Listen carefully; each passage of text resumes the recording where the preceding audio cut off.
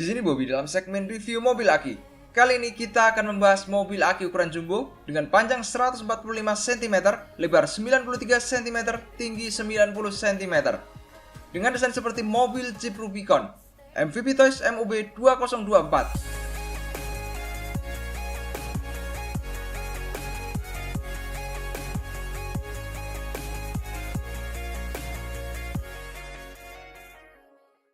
Di pasaran, dijual mulai dari 3,6 jutaan sampai 5,4 jutaan.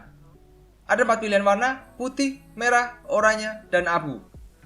Berikut ini spesifikasinya. Ban menggunakan bahan karet. Lampu LED ada di headlamp, stop lamp, dan sign. Jok terbuat dari bahan plastik yang dilapis dengan kulit sintetis. Secara keseluruhan, bahan plastik yang digunakan cukup bagus dilihat dari ketebalan dan ketajaman warnanya. Mobil Aki ini ditenagai satu buah aki 12 volt 7 ampere hour. Di dalam buku petunjuknya terdapat dua beban maksimum. Yang satu di 35 kg dan yang satu lagi 40 kg. Entah mana yang benar dari keduanya. Dinamo penggerak terletak di keempat rodanya. Fitur kendali jarak jauh juga sudah disematkan pada mobil Aki ini. Cara menghubungkannya adalah dalam kondisi mobil Aki mati, tekan dan tahan tombol M yang ada di remote sampai LED pada remote berkedip, lalu nyalakan mobil.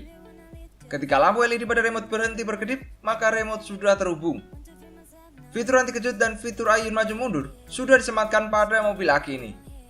Di bagian dashboard, terdapat tombol maju mundur, tombol ayun, tombol power, indikator baterai Aki dalam analog, tombol pengaturan musik, soket USB, soket aux, dan soket micro SD.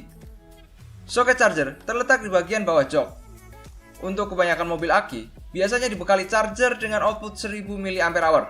Tapi mobil Aki ini dibekali charger dengan output 1500 mAh, yang berarti pengecasan akan lebih cepat. Kira-kira sekitar 4,5 sampai dengan 5 jam. Di setir terdapat dua tombol, yang satu untuk musik, yang satu lagi untuk klakson. Bagasi yang berbentuk seperti ban cadangan terletak di bagian belakang mobil Aki ini. Kira-kira 7 bulan lalu, gue pernah nge-review juga mobil Aki dengan seri MOB 2024. Terus kenapa gua review lagi?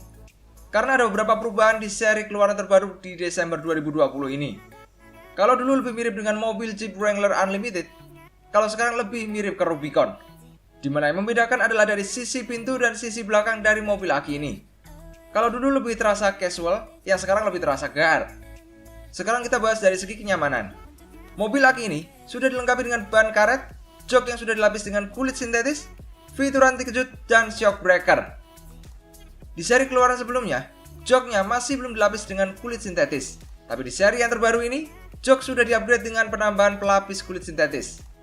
Posisi setir di samping, desain pintu yang lebih rendah, dan ruang gerak yang luas membuat mobil Aki ini lebih nyaman untuk dimainin berdua. Gue cukup menghargai sih perubahan desain pintu yang seperti ini, karena memang ada manfaatnya, tidak hanya berubah desain yang tidak ada fungsinya. Entah kenapa setir pada mobil Aki ini masih terasa agak berat untuk dibelokkan. Gua saranin untuk belokin setir ketika mobil berjalan, karena akan terasa lebih ringan.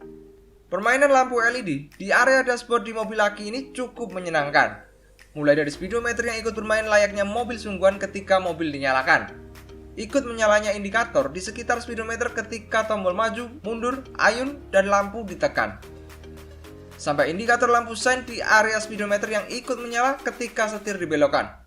Oh iya, ngomongin masalah lampu sign, layaknya mobil sungguhan, mobil Aki ini memiliki lampu sign di sisi depan yang bisa diaktifkan melalui tuas yang ada di sisi belakang setir. Aki yang sudah dilengkapi dengan case membuat kalian bebas untuk memarkir mobil Aki ukuran jumbo ini di mana saja. Maksud gua, nggak perlu repot-repot memarkir di area mobil yang dekat dengan colokan listrik. Tapi Aki bisa dikeluarkan dari mobil untuk dicas.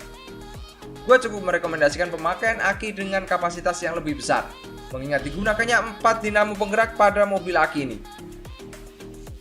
Tidak adanya tombol pengaturan tingkat kecepatan di dashboard menjadi kelemahan dari mobil Aki ini. Gue mau bahas sedikit mengenai remote-nya. Di sisi depan kardus terdapat QR code yang kalau gue coba buka mengarah ke aplikasi remote menggunakan handphone. Dan gue berasumsi kalau MOB 2024 sudah dilengkapi dengan fitur ini. Setelah gue install dan buka aplikasinya, mobil tidak bisa terhubung. Gue nggak tahu apa yang salah. Buat kalian yang pernah cobain atau berhasil terhubung dengan mobilnya, bisa share pengalaman kalian di kolom komentar. Sekian video review kali ini. Kalau kalian ada pertanyaan atau pendapat mengenai mobil aki ini, komen di bawah ya. Semoga video ini bermanfaat. Sampai jumpa di video selanjutnya.